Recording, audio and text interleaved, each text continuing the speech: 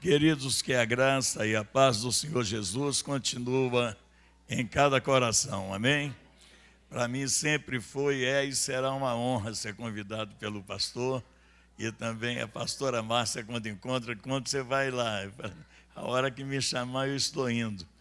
E essa semana eu fiquei em Belo Horizonte e aproveitei para marcar com ele de estar aqui hoje à noite. De manhã eu preguei na Igreja Peniel, que o pastor Réu está na África, e ele pediu para mim ministrar esta manhã, por isso eu marquei os 2 cultos, de manhã e à noite. E louvo a Deus de estar com a parte do corpo de Cristo e olhando o ambiente, de adoração, de louvor, visitante, pessoas mais maduras, outras novas, uns crescendo e cada um tendo a sua experiência com Deus. Eu amo muito a Bíblia. E eu procuro sempre ter um conhecimento das coisas boas e até das ruins que existem na Bíblia.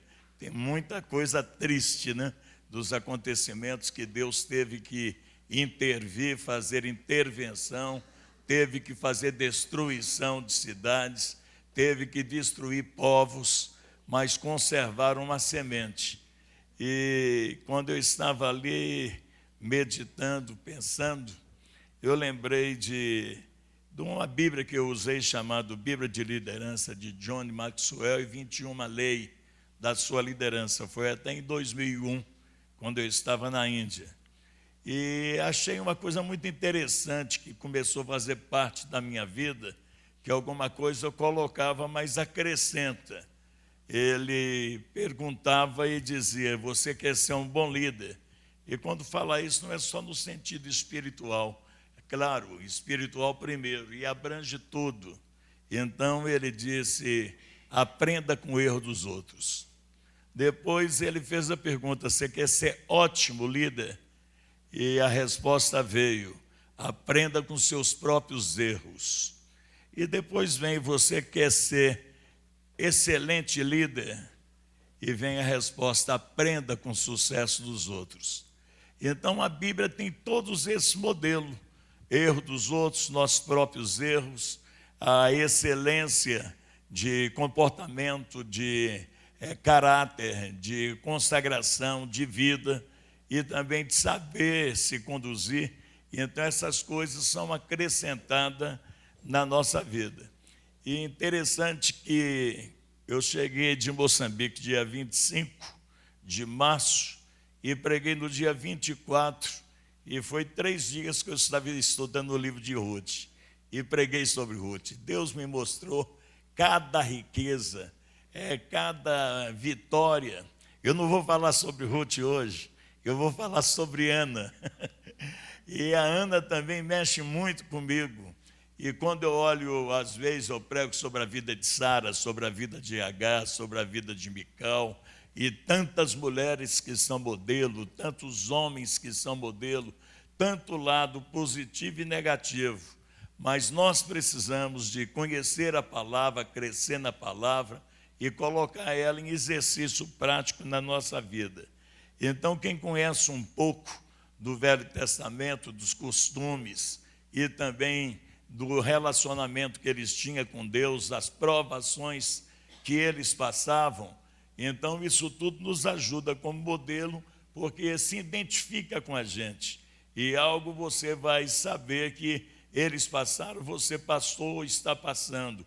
Eles venceram, você pode vencer e continuar vencendo. Semana passada eu estava pregando para a Lida em Ribeirão Preto. E depois, na hora que eu cheguei, nós fomos tomar um café para depois começar a reunião. E na hora do café o pastor foi me fazer uma pergunta. E ele falou para mim assim: ô pastor Paulo, o senhor tem alguma coisa sobre a causa do sofrimento do Jó? Eu falei: tem. E aí não teve, a reunião foi no café, e essa pergunta deu 3 horas de reunião, porque nós tivemos que examinar na Bíblia. E eu lembro, hoje eu estou missionário, não estou pastor local, mas até faço as pessoas assim tomar um choque. Uma vez, pastoreando aqui em Belo Horizonte, uma senhora chegou no desespero, num choro, Falou, me ajuda, pastor, não aguento mais, estou sofrendo igual o Jó. Eu já tive que um lado cômico, porque eu sabia onde que eu ia pegar ela. Quando ela disse que estava igual o Jó, eu falei, senta aí, calma, eu vou te ajudar, né? Quer um copo d'água, o que você quer? E eu falei para ela, morreu quantos filhos hoje? Ela disse, o quê? Falei, não, você falou que está igual o Jó. Num dia só foi 7 filhos homens e 3 mulheres. E as suas fazendas faliram? Ela, não, você falou que está igual o Jó. Ele tinha fazenda, era o homem mais rico do Oriente, era o homem mais respeitado. Ele era testificado por Deus como um homem íntegro, justo, temente a Deus, amava a Deus e desviava do mal. Agora, chega uma pessoa e fala, olha, Jó, todos os seus camelos, os salbeus bateram lá, matou tudo, só eu sobrei para te dar notícia. Quando ele termina, o outro já está encostando, dizendo, olha, bateu lá do outro lado, mataram todo mundo, levaram tudo que você tinha, e só ficou eu para dar notícia. O outro chega e também traz a notícia que os filhos estavam na festa do primogênito, veio um vento, desabou a casa, morreu 10 filhos de uma vez só. Como que nós comportamos com as más notícias? Como que nós comportamos com o nosso equilíbrio emocional, a nossa sensibilidade, mas e o nosso conhecimento bíblico, como nos leva a reagir? Então esse é um modelo de sucesso, esse é um modelo que nós podemos aprender. Então ele disse, na mesma hora, a Bíblia diz que ele botou a cara no chão, rasgou o seu manto. Quando fala manto é roupa de nobre, ele rasgou, botou a cara no chão, adorou a Deus, uma adoração tremenda. Com toda essa perda, ele ainda tem uma adoração para Deus, porque desde aquele tempo até hoje, Deus procura adoradores que o adorem em espírito e em verdade, e muitas vezes adorador nasce numa fornalha, nasce no deserto, nasce numa enfermidade, nasce no lugar, e como o pastor falou, nós não damos as coisas para Deus só para fazer barganha com Ele, para a gente estar bem, e ele declarou naquela hora com a cara no chão, Deus me deu, Deus tomou, louvado e engrandecido seja o nome do Senhor. E eu falei para ela, como é que nós vamos resolver o problema da senhora que é igual do Jó? Ela falou, não, me perdoa, eu estou em pecado para conhecer o que ele faz e eu querer usar o sofrimento dele para mim, até me exaltar, que a minha dor é muito grande. Então nós vemos coisas. Então esse pastor, eu creio que ele estava numa situação também difícil, porque depois da pergunta eu pude ver alguma coisa, e ele me perguntou, qual foi a causa que Jó foi prejudicado? Como eu vou para Ganhana, eu já entrego aqui, vamos aqui em Jó só um instantinho, no capítulo 2, e já estamos dentro do culto, né? Já estamos ministrando. E eu falo porque eu creio que Deus, como disse o nosso querido pastor Wilson, Deus está aqui, Ele está aqui porque nós estamos aqui, Ele está falando porque nós precisamos ouvir a sua voz, e Ele vai nos dar uma bênção muito grande hoje. Depois de Jó sofrer tudo, que eu não vou pregar 2 capítulos dele para depois ir lá para Ana, então, a primeira vez aqui no capítulo 1, ele faz uma pergunta para Satanás, e pergunta de onde que ele estava vindo, o que ele estava fazendo, e ele disse que estava rodeando a terra. Capítulo 1, versículo 6, e vindo um dia em que os filhos de Deus vieram apresentar-se perante o Senhor, veio também Satanás entre eles, e então disse a Satanás, de onde vens? E Satanás respondeu ao Senhor, de rodear a terra e passear por ela.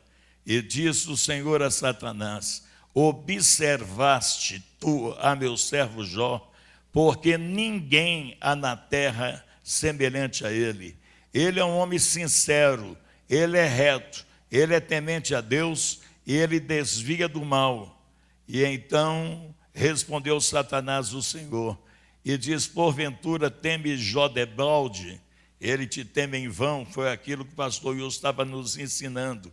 Porventura não cercaste tu de bens a ele, a sua casa, e tudo quanto tem, e a obra de suas mãos abençoaste, e o seu gado está aumentando. Mas estende a tua mão e toca-lhe em tudo quanto tem, e verás se não blasfema de ti e na tua face. E disse o Senhor a Satanás: eis que tudo quanto tem está na tua mão, somente contra ele não estenda a tua mão, contra a alma dele. E Satanás saiu da presença do Senhor. E sucedeu aquilo que eu estava falando, no dia em que seus filhos e suas filhas comiam e bebiam vinho na casa do primogênito, veio o mensageiro a Jó e lhe disse: os bois lavravam, a jumenta pasciam junto a eles, e eis que deram sobre eles os saldeus, e tomaram, e aos moços feriram a fio de espada. Eu somente escapei para te trazer a nova. Belas novas, né? O 16, estando ele ainda falando, veio outro e disse: fogo de Deus caiu, e queimou as ovelhas e os moços, consumiu, e só eu escapei para te trazer a nova. 17, estando ele ainda, veio outro e disse: ordenando os galdeus 3 bandos, deram sobre os camelos, tomaram, e os moços feriram ao fio de espada, e só eu escapei para te trazer a nova. Estando ainda esse falando, veio outro e disse: estando teus filhos e tuas filhas comendo e bebendo vinho em casa do irmão primogênito, eis que um grande vento soprou da além do deserto, e deu nos 4 cantos da casa, o qual caiu sobre os jovens, morreram, e só eu escapei para te trazer a nova. Então Jó se levantou, rasgou seu manto, raspou sua cabeça, se lançou em terra e o adorou. E disse: nu saí do ventre de minha mãe, nu tornarei para lá. O Senhor me deu e o Senhor tomou, seja bendito o nome do Senhor. E em tudo isso Jó não pecou e nem atribuiu a Deus falta alguma. Caráter, integridade, escolha. Por isso que eu tenho procurado, através do conhecimento, nós podemos tomar definição e trabalhar por eliminação. Por isso que eu tenho aprendido que eu sou, você é e nós somos resultado da nossa escolha. Se escolher mal, vai colher o mal. Escolher o bem, vai escolher bem. Então nós temos esse resultado. E aqui está a resposta que eu dei para o pastor. Vindo outro dia em que os filhos de Deus vieram e apresentaram perante o Senhor, veio também Satanás entre eles apresentar perante o Senhor. Então o Senhor disse a Satanás: de onde vens? Respondeu Satanás ao Senhor: de rodear a terra e passear por ela. E disse o Senhor: observaste o meu servo Jó? Vê uma coisa, observar é outra. E aqui está, você observou meu servo Jó, porque ninguém há na terra semelhante a ele, homem sincero, reto, temente a Deus, desviando do mal, e que ainda retém a sua sinceridade, havendo tu me incitado contra ele para consumi-lo sem causa. Então não tinha causa, tinha maior batalha. Fala que a maior batalha foi, a maior luta, a maior batalha foi de Holyfield com Mike Tyson. Outros falam que é um grande campeão, outra coisa. A maior batalha no mundo espiritual foi essa. Porque Jó não recebeu profecia. Jó não foi avisado que ia ter esse ataque. Nós louvamos a Deus porque ainda somos prevenidos pela palavra, ainda somos prevenidos pelo discernimento, somos prevenidos pelo aconselhamento. e para a gente preparar, orar, vigiar, para não entrar, não é cair não, é não entrar em tentação. E ele não teve nenhuma prevenção, porque Deus sofreu um desafio de que todo homem na terra só serve a Deus por aquilo que ele dá. E ele disse, o Senhor cercou ele de bens, as vacas procriam, ele prospera, mas toca nele e vê se ele continua a te adorar. E por isso Deus permitiu. Porque Deus permitiu, por quê? Porque mesmo depois da queda do homem, Satanás viu ainda da semente que Deus deixou na terra, como Enoque andou com Deus, e Deus para si tomou 365 anos de vida. Satanás, eu não sei quanto tempo que ele gastou para derrubar Adão e Eva, mas Enoque ele não conseguiu derrubar. E nós vemos por quê? Escolha. E 365 anos Deus declara, Enoque andou com Deus e Deus para si tomou, assim, arrebatou de corpo e tudo sumiu. Agora depois vem Jó, homem justo, temente a Deus, e ninguém há igual a ele na terra. Ele não foi avisado, mas Satanás queria desmoralizar Deus, como que a criação dele não ia dar certo, e Deus provou que dava. Toca nele, não toca na alma, e você vai ver. E agora Deus faz uma confissão aqui, que quando Deus me mostrou isso, eu li isso, que dor que Deus sentiu, na hora que fala para ele, havendo tu incitado, foi o desafio, contra ele para consumir sem causa. Esse pastor que me perguntou, a lágrima começou a descer. Ele não tinha causa para passar por isso, e muitas vezes nós temos a causa que passamos por isso, nós temos a consequência de nossa escolha e de nossos atos. Eu vejo pessoas de uns 20 anos para cá, e também acredito, quando começou quebra de maldição de tudo quanto é tipo. Aí eu descobri algumas maldições que não foram quebradas. Tem uma maldição de Jeremias que fala, maldito aquele que faz a obra de Deus relaxadamente. Nunca vimos uma corrente de oração para quebrar maldição de relaxamento. E a outra maldição que vem pelos maus hábitos, também não quebram. Agora tem uma bênção, que a maldição é visitada até a terceira e quarta geração daqueles que não obedecem a Deus. Mas também o Senhor visita e abençoa a geração daqueles que amam a Ele. E aí nós vemos a diferença que tem entre quem serve a Deus e que não serve. E agora aqui nós vemos, não tinha causa. E aí você lendo o livro de Jó, você vai ver as batalhas, você vai ver como que ele sofreu e como ele venceu. Eu estava no congresso o ano passado e tem um jovem bom de mensagem, e eu estava lá e já vi outros pregar essa mensagem sobre Jó, e ele estava pregando como diminuindo Jó, porque Jó conhecia Deus só de ouvido, não conhecia de vista. E eu deixei ele pregar, e ele estava hospedado no mesmo hotel, o meu apartamento de um lado dele, do outro. Quando deu a hora, eu bati na porta, falei, vou entrar. Olha, foi uma benção a sua mensagem. Mas eu queria te falar uma coisa que eu estou aprendendo com Jó. E eu não sei se vou alcançar o que ele alcançou. Você pregou que ele só conhecia Deus de ouvidos e não conhecia de vista, porque se conhecesse de vista, o nível dele é maior.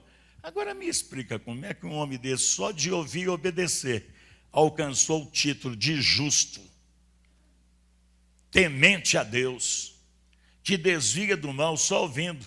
Será que nós, ainda falei para ele, será que nós, eu e você, só de ouvindo nós chegaremos nesse nível espiritual de crescimento e dependência, confissão e glorificação de Deus nos momentos mais críticos de nossa vida? Aí ele falou, eu tenho que reconsiderar. Eu falei, então depois que você passar no capítulo 19, 18, 17, 18, 19, vai até o 20 de Jó. Você vai ver quando ele disse: eu te verei com os meus olhos.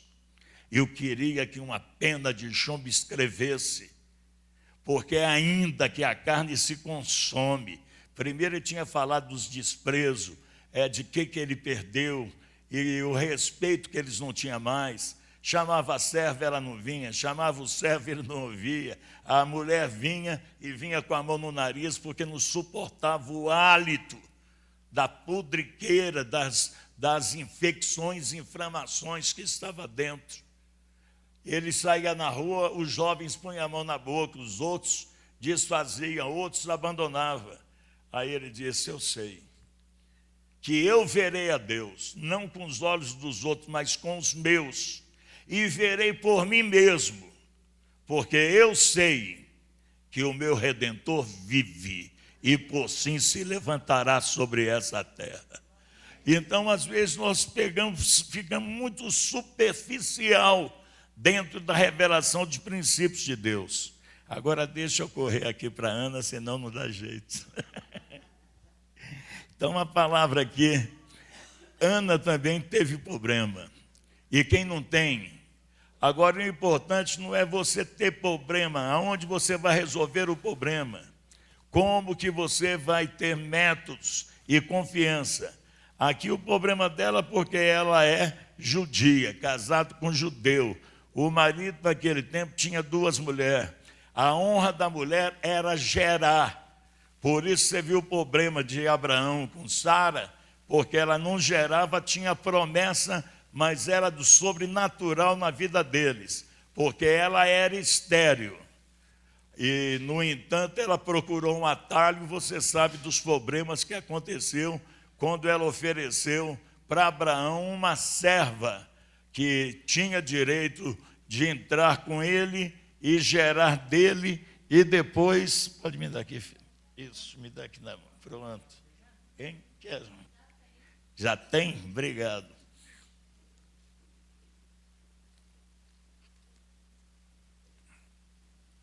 E os problemas que veio. Então, o filho dele, depois que veio do milagre, Isaac, casou também.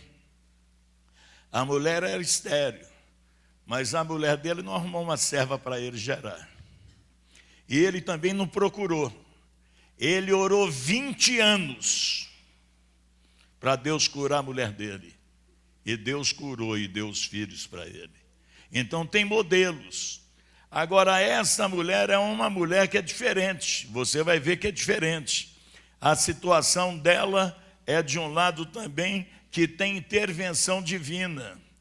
E agora, esse homem tem 2 mulheres. Vamos lá rapidinho aqui. Capítulo 1. Houve o homem Ramataim de Zofim. Isso aqui é muito interessante para mim. Da montanha de Efraim, cujo nome era Eucana, filho de Jeorão, filho de Eliú, filho de Toiú, filho de Zufi, o Efrateu. Para que tanto parentesco desse?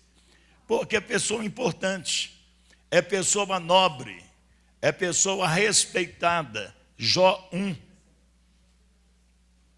No verso 2, Jó 1, verso 2 do capítulo 1, este tinha 2 mulheres. O nome de uma era Ana e o nome de outra Penina. Penina tinha filhos, porém Ana não tinha filhos. Eu escrevi um livro que eu não tenho nenhum dele, chamado 2 Igrejas, que eu falo de todos os detalhes. Mas esse que eu vou pregar agora, eu vou acrescentar no próximo livro, porque enriqueceu mais, depois que Deus me mostrou outras coisas aqui. Agora, 2 mulheres. Uma tinha filhos, isso era exaltação, isto era honra, isso era gratificante, por causa da palavra crescer e multiplicar, e o povo de Deus cresceu assim. E quando a mulher era estéril, ela era discriminada, porém Ana não tinha filhos. Subia, pois, esse homem da cidade de ano em ano a adorar. Olha, ele era um adorador. Fala comigo, adorador. E ele ia de ano em ano adorar e sacrificar ao Senhor dos Exércitos. Então, por isso que ele tem esse nome e o nome dos seus antepassados, que eram de respeito também. E esse homem estava ali. Os sacerdotes Siló estavam ali, o sacerdote do Senhor, Ofni e Finéias, e os 2 filhos de Eli.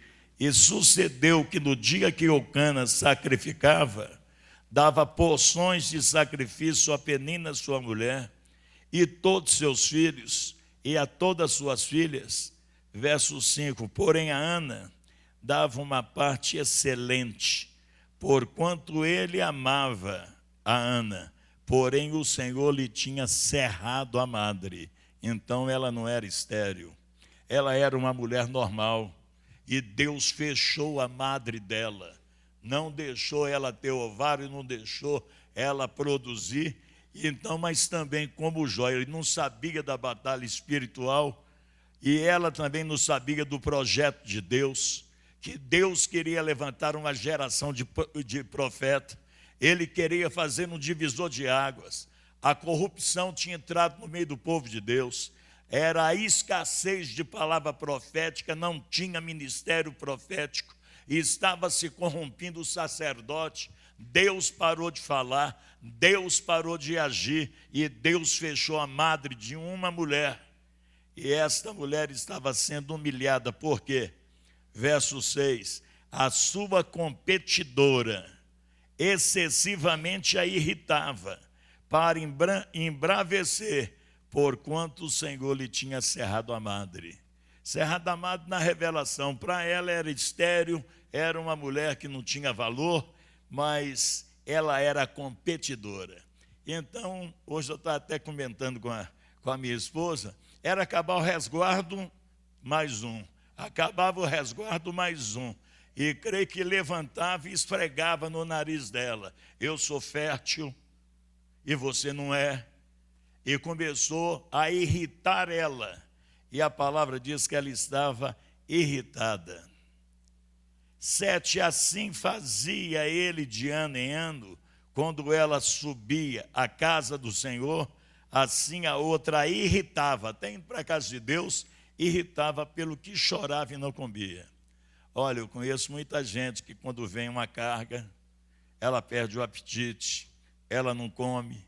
Eu, principalmente, quando eu estou resolvendo alguma coisa, eu vou comer só quando eu resolvo o problema, porque eu gosto de tomar um banho, relaxar, ficar legal, mas a ansiedade é um draste que prejudica. E dentro da palavra de Jesus, no ministério de Paulo e também de Pedro, disse, lança sobre ele a vossa ansiedade, porque ele tem cuidado de vós. Dentro do ensino de Jesus, não estejais ansiosos concernente a nada. Ansiedade e preocupação dá estresse, desequilibra, dá mau humor, dá irritação. Tudo isso é consequência de ansiedade e preocupação. Agora aqui, ela não está comendo, ela está chorando. Então Eucana, seu marido, disse, Ana, por que choras? Eu não sei aqui se alguns maridos aí já perguntou à mulher, eu tenho uma Maria maravilhosa. E se eu ver o olho, eu já vou logo gritando, o que aconteceu? O que você tem? Esse marido aqui, eu ministrei isso de manhã, falei, isso aqui é um maridaço. Porque ele está atento com a mulher, ele acompanha as mudanças da mulher. E aqui ele está dizendo, Ana, por que choras? Por que não comes?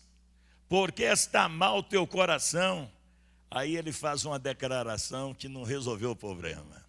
Porque às vezes nós homens fazemos uns galanteios que não vai preencher a necessidade da mulher.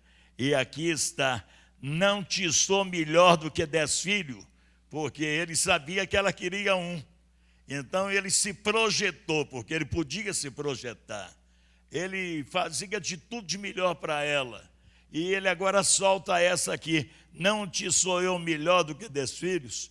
Eu não sei, eu acho que ela não respondeu, porque não tem nada escrito aqui sobre isso.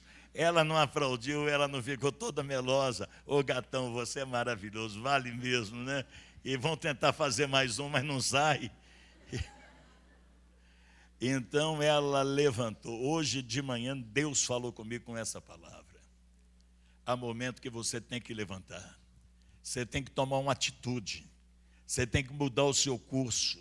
Você tem que fazer uma reflexão, introversão, e você tem que ver quem é você, qual é a sua identidade, quem é o seu Deus e quem é você que serve a Ele, qual é a sua fé. E aqui ela levanta. Poxa, por que não levantou os outros anos?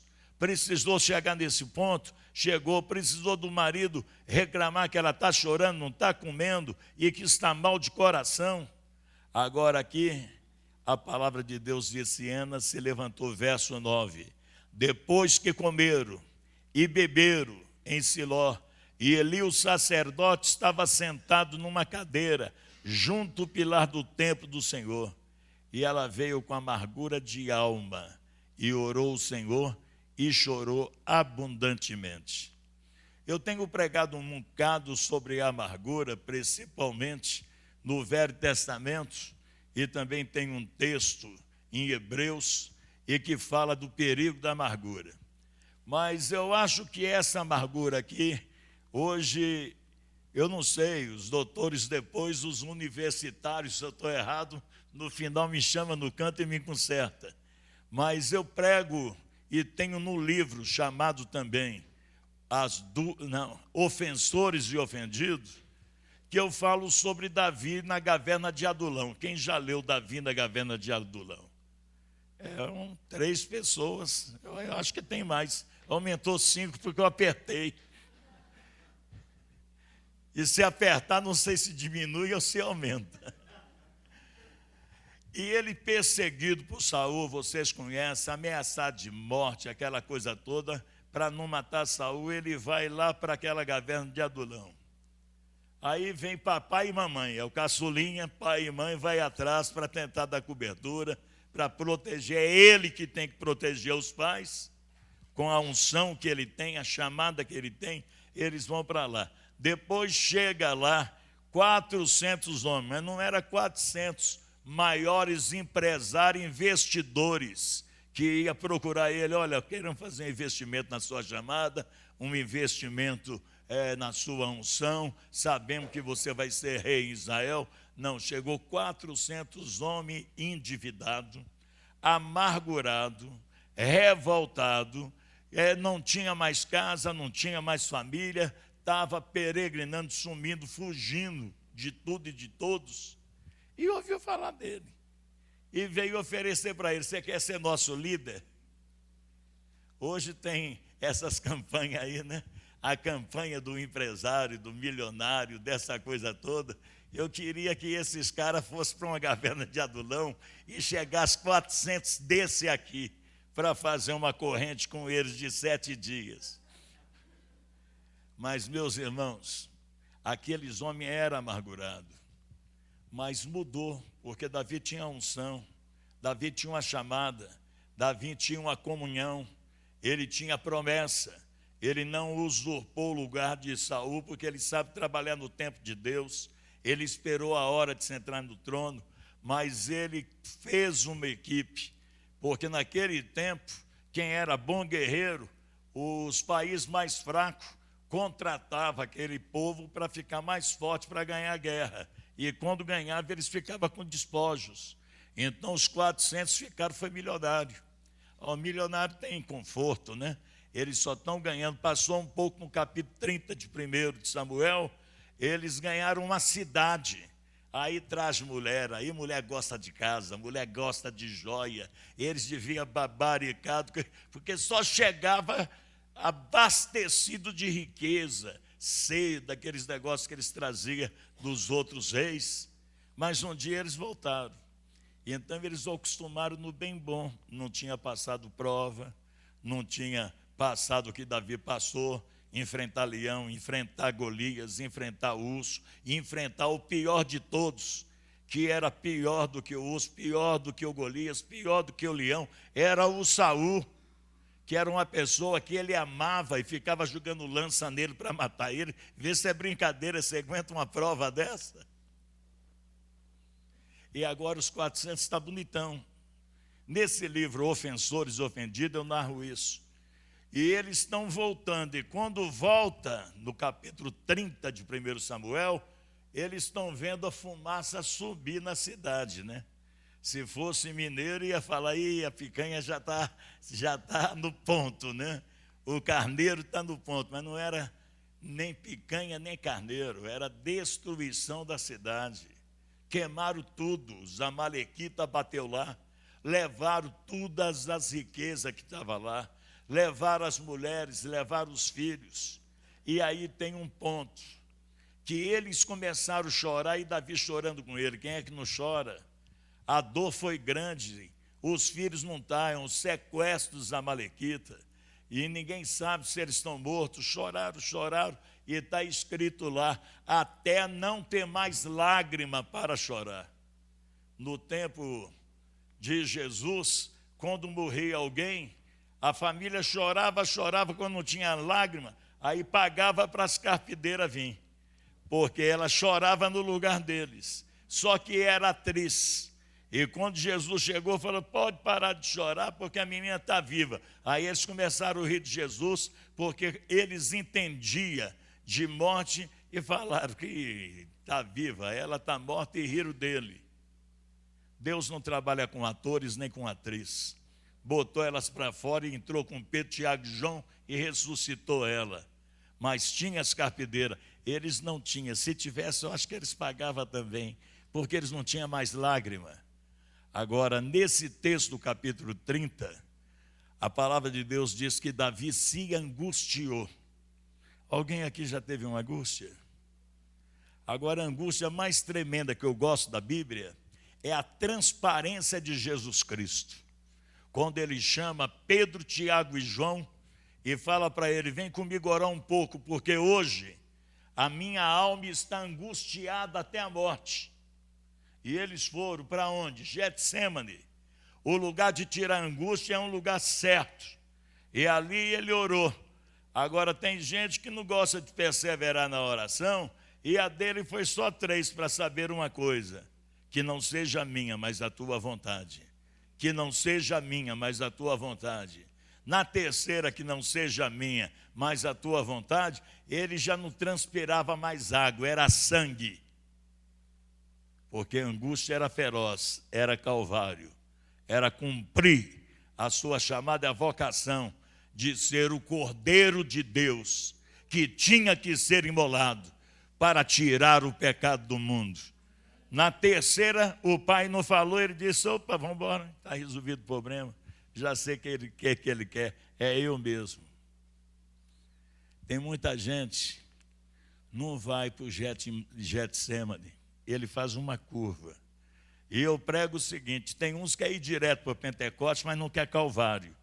Nós temos que ter Getsêmani na nossa vida, e temos que ter Calvário na nossa vida, porque para ser discípulo, nós temos que negar a nós mesmos, tomar a cruz e ir fazer a vontade de Deus. E então, Davi angustiou. Agora, por que ele angustiou? Porque os bacanas queriam matar ele. A amargura voltou, eles não foram sarados não, foi só vir uma prova, que eles botaram para fora que ele tinha. Amargurados queriam matar Davi. Agora, Davi tem unção. Ele tem direção, quem tem unção tem direção. Ele gritou para o sacerdote, traga-me o éfode, que é o colete sacerdotal, para buscar a presença de Deus. E angustiado como Ana, ela no altar e ele lá, dobra o joelho e fala com Deus, perseguirei eu essa tropa, alcançarei. E Deus fala para ele, persegue, porque tu alcançarás e tudo tu libertarás. E os amargurados, viu que a unção está ali, baixaram o facho e foram atrás, porque sabe que aonde tem unção tem livramento, onde tem unção tem vitória. E eles viram que eles não tinham unção, eles tinham uma cobertura que trazia benefício para eles, mas quando eles saíram fora do plano, ele mostrou o que estava no coração. Era avareza, era interesse, não tinha lealdade, queria matar o líder só porque levar. Então não levaram a mulher de Davi, não levaram os filhos, porque eles já vieram assim, não tinha sido sarado. Tem pessoas com uma amargura tão grande. Por isso que eu estou falando que eu creio que a amargura de Ana não era essa. Eu ainda vou estudar, porque para mim não era essa. Olha aqui, verso 10. Ela, pois, amargurada da alma, mas ela não tinha ódio. Aqueles homens tinham ódio. E 14, 15 de Hebreus, ele fala: segui a paz e a santificação, sem a qual ninguém verá Deus. E não deixa brotar nenhuma raiz de amargura, para que não seja contaminado. Ela contamina. Então aqui a Ana ainda não estava, porque ela estava amarejada, como diz o italiano. Ela estava marejada, ela estava com um amargo, mas eu creio que não era amargura de vingança, de ódio. E ela, com amargura de alma, ela orou ao Senhor e chorou abundantemente. Está sozinha, os outros estão para lá. E votou um voto, dizendo: o Senhor dos exércitos, se benignamente atentares para a aflição da tua serva, e de mim te lembrares, da tua serva não esqueceres, mas a tua serva deres um filho varão, ao Senhor eu te darei por todos os dias da tua vida, e sobre a sua cabeça não passará navalha, ele será um consagrado ao Senhor.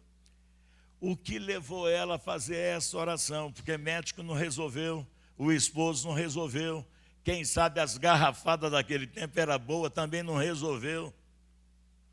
Aí ela foi buscar, porque ela não sabia que o ventre dela estava cerrado, fechado. Quando Deus fecha, diabo não tem chave, só Deus tem a chave. E quando ele fecha, ninguém abre. E quando ele abre, ninguém pode fechar. Amém? Então aqui, ela está lá e fazendo esse voto. Por quê? Porque Penina não gerava para Deus. Ele precisava de uma geração profética. Ele precisava de um divisor de águas. A casa de Eli virou um covil de serpente, de escorpião. E ele queria mudar. A palavra de Deus não tinha mais valia, porque não tinha profeta. Ele fecha o ventre de uma mulher, porque ele sabe que quando ela buscar, ele vai deixar fechado. E quando ela não conseguir, ela vai falar: me dá um, porque eu não quero gerar para mim. Esse eu vou gerar para o Senhor. E é isso que Deus queria. E é isso que Deus quer, que você gere, mas gere para Ele.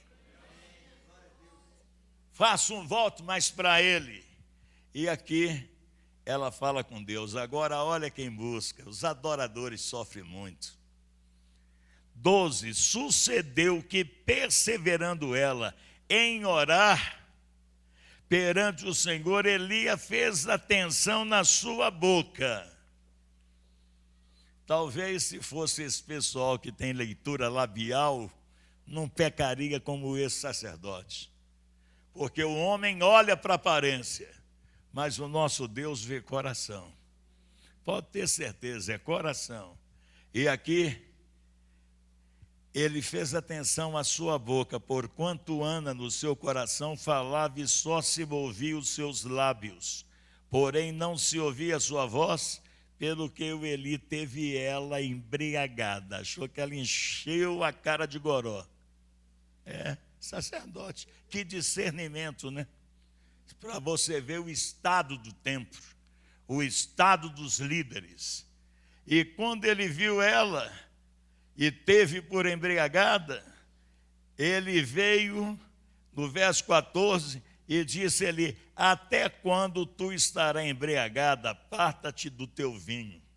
Se ela fosse amargurada, igual aqueles 400, não ia sobrar nem osso daquele homem. E naquele tempo, eu não sei se tinha aquelas unhas curtas, aquelas que substituem, né? É portiça, né? É aquelas que vai assim, umas 3 daquela cravado na artéria já era. Por isso que eu falo que ela não era amargurada, porque o comportamento dela não tinha ódio. E tem pessoas que passam da amargura a odiar, e ela não. Porque na hora que ele falasse, até quando estará embriagada, aparta de ti o teu vinho, não era qualquer um que aguentava isso no sofrimento que ela estava passando. Vamos lá no 15. Porém, Ana respondeu e disse: não, senhor meu. Como é que uma mulher tão delicada, tão educada, tão respeitadora de um líder, ela responde desse jeito depois de uma ofensa? Porque ela sabe controlar o seu emocional, ela sabe controlar o seu sistema nervoso, ela sabe que ela é definida para resolver o seu problema. E ela fala: não, senhor meu, eu não sou mulher atribulada de... não, senhor meu, eu sou uma mulher atribulada de espírito. Nem tenho bebida forte, nem tenho bebido vinho, porém eu tenho derramado a minha alma perante o meu Deus. Meus irmãos, aqui é que muda a história de um moço, de uma moça, de um homem, de uma mulher, de um idoso, de uma idosa, que vai para o altar de Deus e vai resolver, não é com 171 e com cascata, não. Vai resolver é com lágrima, vai resolver é com quebrantamento. E ela vira para ele e disse: não, eu estou derramando a minha alma perante o Senhor. 16. Não tenha, pois, a tua serva por filha de Belial. Belial é maligno, ou então uma mulher vadia. Eu não sou vadia nem filha de Belial, porque da multidão dos meus cuidados e do meu desgosto eu tenho falado até agora. Mas ela falou e ele não escutou. E ela falou e Deus ouviu. Tem muita gente, não precisa dos outros te ouvir, não. Só Deus te ouvindo está resolvendo o seu problema. Eu tenho um amigo que uns 15 anos atrás, ele foi caluniado, ele foi injustiçado, ele foi perseguido, mas ele tinha raiz, ele tinha princípios. E ele conversava comigo, falou: eu vou até onde dá, mas o negócio está pesado, rapaz. Eu sou da doutrina de quando está pesado e o trem está feio, é 8, 28 e 29 de Romanos. Todas as coisas concorrem para o bem daquele que ama a Deus e que são chamados pelo seu decreto. Eu creio que se Paulo tivesse se alguém tivesse a revelação que Paulo teve, talvez o Velho Testamento, muita gente tinha saído por essa tangente. Todas as coisas concorrem para o bem do que ama a Deus. Talvez até Jó gritava isso. Fica tranquilo, tudo concorre para o bem do que ama a Deus e é chamado pelo seu decreto. E aqui, ela está diante daquele homem: não tenha a tua serva por filha de Belial. Verso 17. Então respondeu Eli e disse: vai em paz. Olha o quebrantamento, o caráter, a identidade, o testemunho. Fala alto. Vai em paz, e que o Deus de Israel te conceda a tua petição que lhe pedisse. E disse ela: ache a tua serva graça diante dos teus olhos. Porque diante de Deus ela já achou. Agora ele que chamou ela de bêbada falou assim: agora eu acho graça nos seus olhos. E assim a mulher se foi a caminho, comeu, e o seu semblante não era triste. Muita gente pode camuflar uma tristeza. Você pode perguntar a gente triste, você fala assim: você está triste? Não estou, não. Eu estou cansado de ouvir isso. Eu não falo careca porque eu não estou careca, porque tem gente cabeludo que fala: eu estou careca, né? E até está trabalhando, atrapalhando com a sua conversa, mentindo sem querer, né? Eu estou careca de ouvir isso. Não, eu estou cabeludo de ouvir isso. E até cabelo branco de ouvir isso eu tenho. Mas, naquela hora, ela não era mais triste, porque a alegria do Senhor é a nossa força. porque o fruto do Espírito é gozo, paz e alegria no Espírito Santo. Nesta adoração e nessa intercessão, ela mudou o curso de uma geração. Ela quebrou um vínculo que estava realmente pendente, porque Deus fechou a madre, porque a outra só gerava para ela e ele queria alguém que gerasse. Aqui ele encontrou uma verdadeira adoradora, que não ia gerar, e a maior discipuladora da história da Bíblia, uma mulher que discipula um menino, e esse menino com mais ou menos 5, 6, 7 anos, ela treina ele para levar ele depois de desmamado, e ela vai ver ele uma vez no ano, e ele vai ver ela uma vez no ano, e não fica birrenta igual os nossos, chorando quando a gente entra no carro para trabalhar, fica naquele desespero.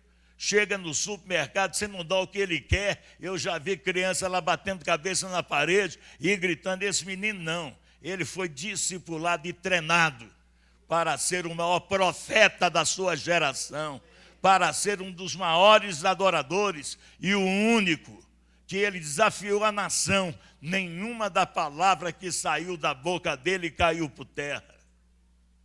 Agora aqui, eu estou lutando para falar no concluir. Podia até falar que a Maria não está aqui, que ela fala, quando ele fala para concluir, mais 30, 40 minutos. 19, levantaram de madrugada e adoraram perante o Senhor, e voltaram e vieram a casa em Ramá. Eucana conheceu a Ana. As Bíblias modernas agora não falam mais conheceu, né? Tem Bíblia que fala, teve sexo com ela. Eucana conheceu Ana, sua mulher, e o Senhor se lembrou dela. Engravidou na hora. Deus abriu a madre. A porta que Deus fecha, ninguém. E a porta que Ele abre, ninguém fecha. Sara não era estéril, Deus abriu. E aqui vamos concluir agora. Agora vamos para a conclusão. 20. Sucedeu que, passado algum tempo, concebeu e teve um filho, e chamou o nome do seu filho Samuel, porque dizia ela, tenho pedido o Senhor. Quando a pessoa tem intimidade com Deus, até os nomes são proféticos, os nomes honram a Deus. O nome é Samuel, porque eu tenho pedido a Deus. E agora aqui uma coisa boa que eu quero passar para vocês. Subiu aquele homem Eucana com toda a sua casa a sacrificar ao Senhor o sacrifício anual, é o adorador, e a cumprir seu voto. Porém Ana não subiu, mas disse ao seu marido, quando o menino for desmamado, então eu levarei para que ele apareça perante o Senhor e lá fique para sempre. Consagração é para sempre, santificação é para sempre, colocar no altar é para sempre. Deixa eu discipular ele, quando estiver no ponto eu vou. E esse marido agora vira para ela, no 23, Eucana, seu marido, diz, faz o que bem parecer aos teus olhos, fica até que o desmame, tão somente confirme o Senhor a sua palavra. E assim ficou a mulher e deu leite ao seu filho até que desmamou. Esse marido aqui, eu vou te contar, eu quero aprender umas coisas com ele aqui, porque é uma comunhão com a mulher, é um amorzão que vou te contar. Não briga igual eu brigo às vezes, né? Contendo, não é assim, tem que ser assim. Não, mas aqui, quando ela falou, não, eu não vou, eu vou ficar aqui amamentando o menino, e só vou lá quando ele estiver preparado, e vou aparecer perante o Senhor, e lá eu entregarei no altar para sempre. E ele disse, faz o que bem te parecer os seus olhos, fica até que desmame, tão somente confirme o Senhor a sua palavra. E assim ficou a mulher e deu leite ao seu filho até que desmamou. 24, havendo desmamado, levou consigo com 3 bezerros, generosidade também ela era bem de situação, uma efa de farinha, um odre de vinho, trouxe à casa do Senhor, a Siló, e era o menino ainda muito criança. Degolaram um bezerro e assim trouxeram o menino a Eli. Na hora, chamaram lá, o menino chegou, ela também estava, e no 26, parece que ela dá um grito. Tem um A maiúsculo aí na expressão dela. E disse ela: ah, meu Senhor, viva a tua alma, meu Senhor. Eu sou aquela mulher que aqui estive contigo para orar ao Senhor. Por esse menino orava eu, e o Senhor me concedeu a minha petição que eu lhe tinha pedido, pelo que também ao Senhor eu entreguei por todos os dias para viver, pois ao Senhor foi pedido, e ele adorou ali o Senhor. E Ana vem embora, canta um cântico novo, porque é adoradora. Ela faz declaração de amor e mostra o sobrenatural de Deus na vida dela. E aqui nós vemos que amargura no coração dela, para mim, não tinha.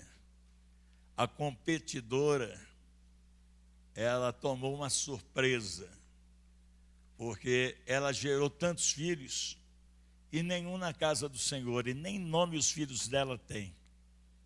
Mas essa mulher marcou a sua geração. Ela gerou um menino chamado Deus me deu, Samuel, presente de Deus. E ele, logo que ele vai na primeira semana, ele já começa a mostrar que ele foi discipulado, que ele tinha humildade, que ele tinha obediência, que ele tinha submissão. Pequeno, ela preparou éfode para ele, roupa de linho, um pequeno sacerdote no altar, e entra no lugar daquele. Ninguém mexeu com ele, que com unção, se mexer, tem problema. Ai daquele que toca nos meus ungidos e que toca no meu profeta. Ninguém tocou nele, está ungido, separado, consagrado desde o ventre da sua mãe. É isso que Deus faz. E agora de madrugada, ele escuta uma voz: Samuel, Samuel. E ele vai correndo lá.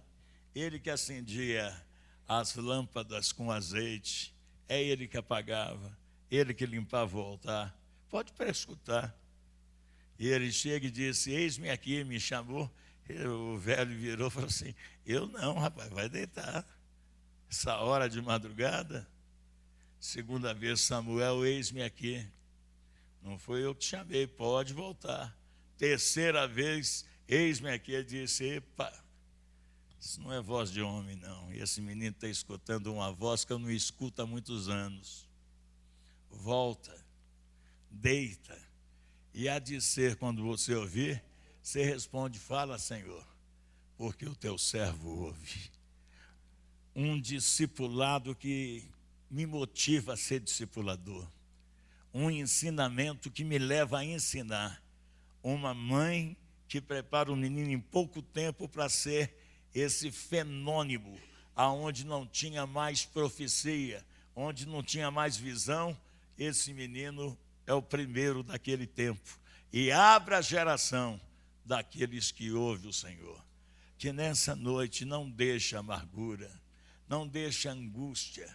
Vai para Deus, fala com Deus, e Deus vai fazer com você o que fez com ela, o que tem feito comigo. Ele está fazendo e vai fazer, porque a minha esperança e a minha alegria é que ele não mudou. Ele é o mesmo ontem, ele é hoje e ele é eternamente o mesmo Deus. Pastor Wilson, vem para cá, meu filho, vamos orar.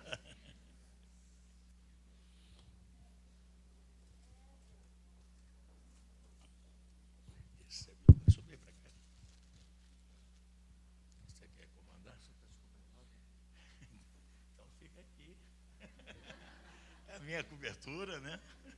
Irmãos, os que puderem, fica de pé. Eu creio, eu não sei como é que o senhor veio aqui, eu não sei como é que a senhora veio, eu não sei como é que um moço, uma moça, um casal de noivo ou de namorado, como é que está a sua vida. Eu não sei qual é a sua dependência de Deus e como você passa nos momentos críticos da sua vida, qual é o subsídio que você tem, biblicamente, para viver e praticar e sair desses problemas. Então, eu creio que nós temos a solução. E eu gostaria de, nessa noite, você inclinar sua fronte, examina a si mesmo. Eu gosto daquela palavra de Paulo, examina a si mesmo. Não é eu que vou te examinar, eu posso errar como ele errou. Eu posso te desanimar e posso falar, olha, você está bêbado, você está bebendo isso, e você pode estar cambaleando, cheio do Espírito Santo, né? E eu posso pensar que você está bêbado, porque até o povo no Pentecoste chamou os discípulos de embriagado. Aí Pedro levantou em defesa e disse, você acha que judeu fica bêbado 9 horas da manhã, rapaz? Isso é o Espírito Santo que desceu sobre nós. E o Espírito Santo está aqui, manifestando em nossa vida, dirigindo a nossa vida, edificando a nossa vida, consolando a nossa vida. Se você talvez passou não um problema como esse dela, nem o do Davi, mas que você tem sofrido momentos difíceis na sua vida, ela foi discriminada, desprezada, e sem saber ainda que o vento estava fechado. Mas ela não murmurou, ela se angustiou e foi para o altar de Deus.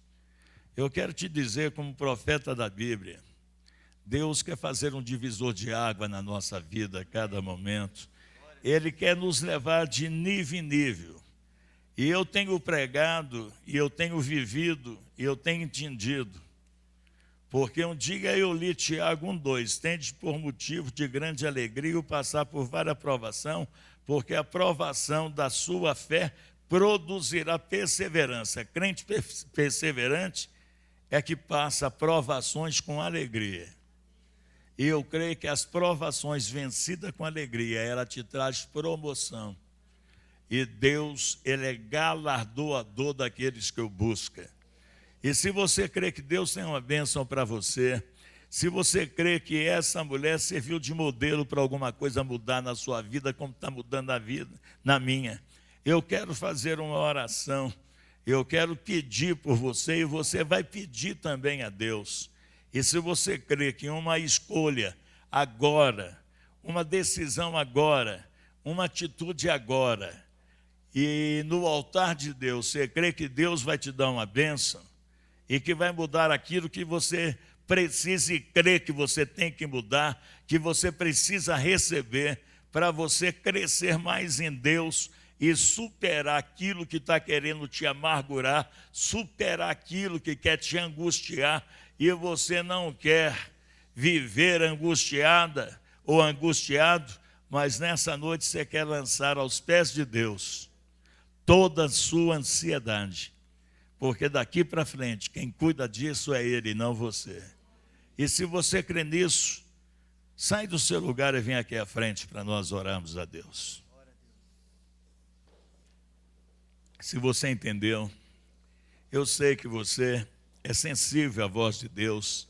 Eu sei que essa igreja, a pregação, os cânticos, está relacionado com adoração, com serviço, com entrega, com renúncia. Pode chegar bem para frente, por favor.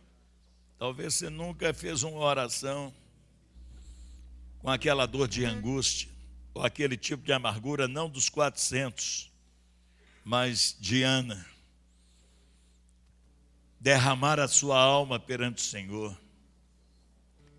Dinheiro não era problema dela, marido que ama não era problema dela, o problema dela era espiritual, e o espiritual é resolvido no mundo espiritual.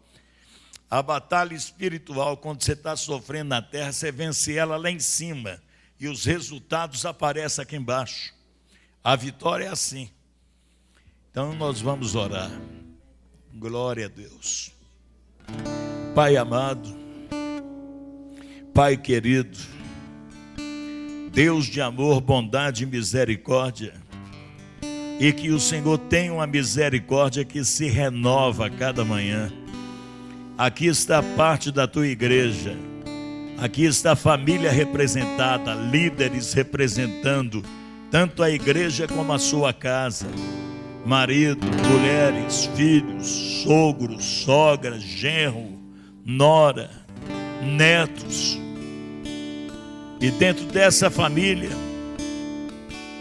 como o Senhor mesmo falou para os discípulos, que no mundo nós teríamos aflições.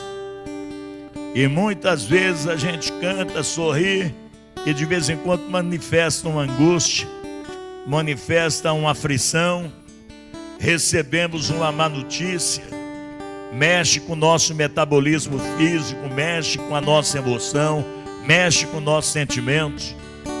Mas a Ana nos traz uma revelação, que é no altar que nós derramamos a nossa alma, é no altar que nós deixamos a nossa lágrima. Às vezes não temos força nem para falar, e nem sabemos como orar, mas bem que o Senhor revelou a Paulo, que nós não sabemos orar como convém, mas é o Teu Espírito Santo que geme dentro de nós. Pai, abençoa-nos nesta noite.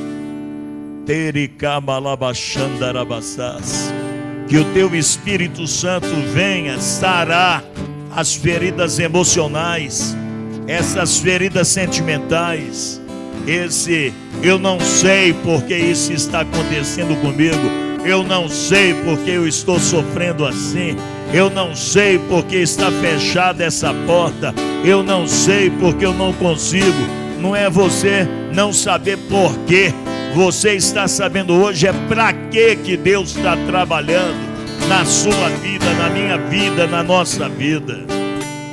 Pai, faz um sobrenatural no nosso interior, abençoa, Pai.